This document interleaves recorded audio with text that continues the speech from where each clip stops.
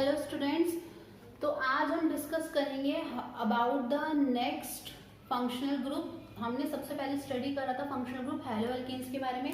आज हम स्टडी करेंगे about the next functional group. कौन सा है हमारा नेक्स्ट फंक्शनल ग्रुप? अल्कोहल। किसकी स्टडी करेंगे आज हम आज स्टडी करेंगे अल्कोहल्स की।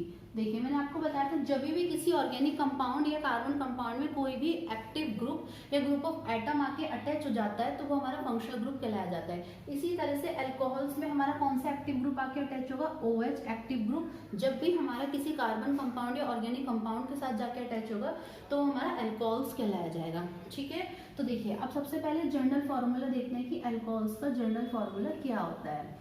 अल्कोहल्स का जनरल फॉर्मूला भी सेम होता है जैसे कि हमने पढ़ा था हेलो एल्केन्स में।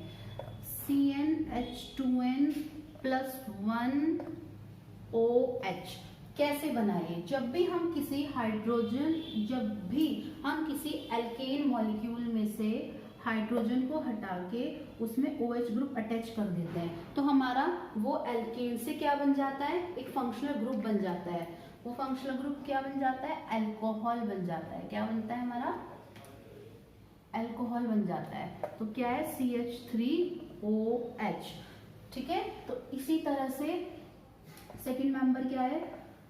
देखिए इसी तरह से ये हमारा क्या बन जाएगा? ये एक अल्कोहल बन जाएगा। ठीक है, whenever from an alkene molecule we remove one hydrogen atom and add a active group that is the OH group, तो उस टाइम वो हमारा क्या कहलाया जाता है? वो एल्केन ना कहला के हम उसको क्या बोलते हैं? एक अल्कोहलिक ग्रुप बन जाता है। एक वो अल्कोहलिक कार्बन कंपाउंड बन जाता है by the addition of the active group और द ग्रुप ऑफ एटम। और ये हमारा एक फंक्शनल ग्रुप कहलाया जाता है अल्कोहल। जिस भी कार्बन कंपाउंड में हमारा OH आके अटैच हो जाता है तो वो हमारा अल्कोहल बन जाता है। ठीक है, तो अब देखिए हम इसके IUPAC जनरल फॉर्मूले से CnH2n + 1 सेम वही बात है, सिर्फ यहाँ पे जैसे हमने पहले हेलोजन लगाया था, हेलोजन की अब हमने यहाँ हेलोजन ना लगा के क्या लगाया? कौन सा ग्रुप लगाया? OH group. तो जिससे क्या पता चल रहा है कि अल्कोहल है। तो अब इसकी IUPAC नेमिंग देखते हैं कि इसकी कैसे IUPAC नेमिंग करी जाती है। क्या इसका नेम बनेगा? क्या नेम बनेगा इसका? देखिए CH3 मीन्स हाइड्रोजन 3 है और क्या ग्रुप लग रहा है? इस पे OH ग्रुप लग रहा है। जब भी ऑक्सीजन हाइड्रोजन के साथ बॉन्डिंग करता है तो वो कार्बन के साथ हमेशा सिंगल ही बॉन्ड बनाता है, और अगर यहाँ हाइड्रोजन नहीं होगा और सिर्फ कार्बन और ऑक्सीजन के बीच में बॉन्डिंग होगी तो वो ऑलवेज डबल बॉन्डिंग होगी। ये आप लोग हमेशा याद रखना। तो देखिए इसमें क्या होता है, उसमें हमने प्रीफिक्स लिया था क्लोरो, बट इसमें हमें क्या लेना है? सफिक्स लेना है। तो देखिए इसमें हमारा क्या प्रीफिक्स होता है? जब भी कोई वर्ड से पहले पेरेंट हाइड्रोकार्बन से पहले जो पेरेंट हाइड्रोकार्बन से जो पहले लिखा जाता है दैट इज द प्रीफिक्स, और पेरेंट हाइड्रोकार्बन के बाद जो लिखा जाता है वो होता है सफिक्स। तो अब यहाँ पे हम पहले पेरेंट हाइड्रोकार्बन का नाम देंगे और फिर उसका सफिक्स लिखेंगे। तो इसमें सफिक्स क्या आता है? ओल। तो देखिए पेरेंट हाइड्रोकार्बन में क्या बनेगा? ये मीथेन बनेगा। बट हमें क्या करना है? इस लास्ट में ई को हटा के क्या लगाना है? OL सफिक्स ऐड कर देना है। तो इसका नाम क्या बन जाएगा? मिथेनॉल। क्या बन जाएगा? मिथेनॉल।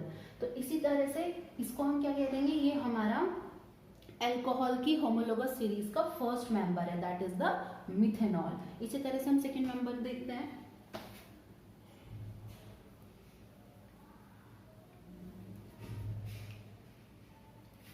देखिए क्या लिखेंगे? C2H6। तो इसमें हमने हाइड्रोजन को रिमूव करा और OH को ऐड करा तो हमारा क्या बन जाएगा? C2H5OH। ये हमारा क्या बन गया? एक्टिव ग्रुप के एडिशन के बाद एक हमारा अल्कोहलिक फंक्शनल ग्रुप बन गया। इसकी स्ट्रक्चर लिखते हैं। 2 कार्बन, कितने हाइड्रोजन है? 5। हमारे 5 हाइड्रोजन पूरे हो रहे हैं फॉर्मूले के अकॉर्डिंग स्ट्रक्चर में, और यहाँ पे हमने क्या ऐड कर दिया? OH एक्टिव ग्रुप ऐड कर दिया। अब हम इसकी IUPAC नेमिंग करते हैं। हमेशा जब भी कोई फंक्शनल ग्रुप अटैच होता है तो हमेशा कार्बन की नंबरिंग की प्रेफरेंस उधर से ही दी जाती है जहाँ से वो अल्कोहलिक ग्रुप हमारा क्या पड़ता है? पास पड़ता है। तो 1 और 2। तो इसका पेरेंट हाइड्रोकार्बन सबसे पहले हमें इसमें क्या करना है? इसमें सफिक्स लगाना है। तो सबसे पहले हमें इसमें पेरेंट हाइड्रोकार्बन की नेमिंग करनी होगी, दैट इज मीथ ईथ। तो क्या हो जाएगा? ये इथेन, बट हमें लास्ट का ई रिमूव करके क्या लगाना है, सफिक्स ओवेल, तो इसका नाम क्या बन जाएगा, इथेनॉल। क्या बनेगा इसका नाम, इथेनॉल। अच्छा, इसका मैं आपको कॉमन नेम भी बताती हूँ, इसका कॉमन नेम होगा इथाइल एल्कोहल, और प्रीवियस जो हमने पढ़ा है उसका नाम क्या होगा, मिथाइल एल्कोहल।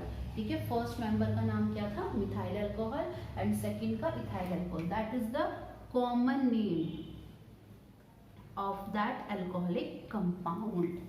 ठीक है, अब हम थर्ड मेंबर देखते हैं।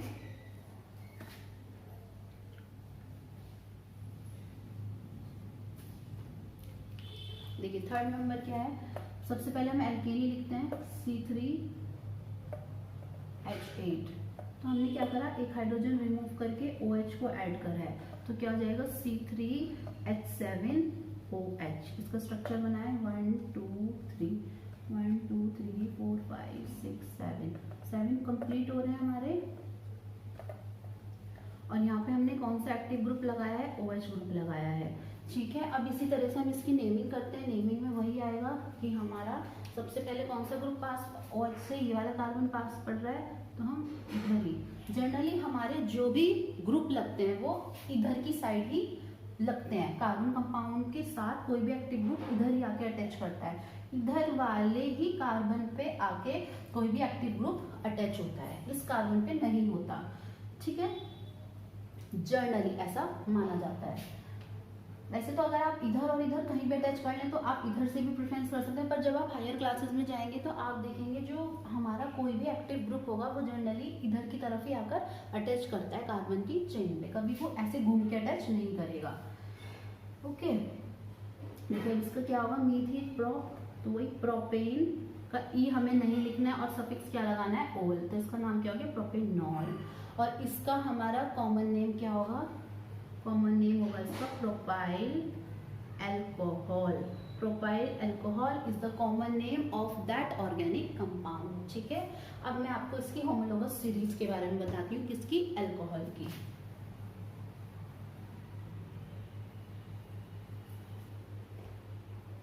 देखिए होमोलोगस सीरीज की स्टडी करते हैं हम इसकी।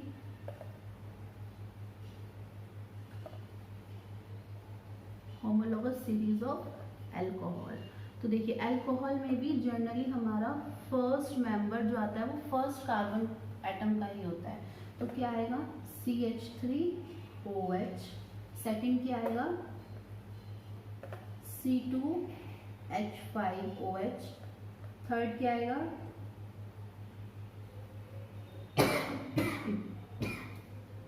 सॉरी C3H7OH, एंड फोर्थ क्या आएगा C4H9OH। ठीक है,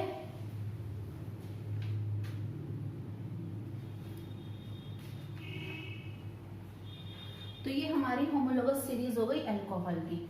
इसका हमारा कॉमन नेम क्या था, मैं आपको बताना भूल गई थी, जब मिथाइल एल्कोहल। तो ये हमारी होमोलोगस सीरीज है, ऐसे ही बढ़ती जाती है जितनी भी आपको बढ़ानी हो। ठीक है, फाइन। अच्छा, अब इसके ऊपर क्वेश्चन किस तरह के आते हैं अल्कोहल के बेसिस पर, देखिए मैं बताती हूँ आपको, इसी में बता देती हूँ। आपसे पूछ सकते हैं कि 4th 5th 6th 7th कोई भी मेंबर बताइए, जैसे हमने पहले पढ़ा है किसमें, हेलोएल्केन्स में पढ़ा है, ये हमारी होमोलोगस सीरीज है अल्कोहल की। तो जैसे हमने पहले पढ़ा है हेलोएल्केन्स में 5th 6th 7th मेंबर, तो उसी तरह से आप क्या कर सकते हैं, जनरल फॉर्मूला लिखिए और सिर्फ इतना ध्यान रखिए कि किसकी होमोलोगस सीरीज जो स्टार्ट हो रही है वो फर्स्ट कार्बन से हो रही है, सेकंड कार्बन से हो रही है। जनरली हमारी सब होमोलोगस सीरीज फर्स्ट कार्बन से स्टार्ट होती हैं। किसके एक्सेप्शंस हमने पढ़ा अब तक, एल्केन और एल्कीन्स का। तो इसमें जो होमोलोगस सीरीज है फर्स्ट कार्बन से हो रही है, तो आप जनरल फॉर्मूला रखिए, इसमें जो भी मेंबर पूछा है वो n represent the number of carbon atom, आपको पहले भी बताया मैंने।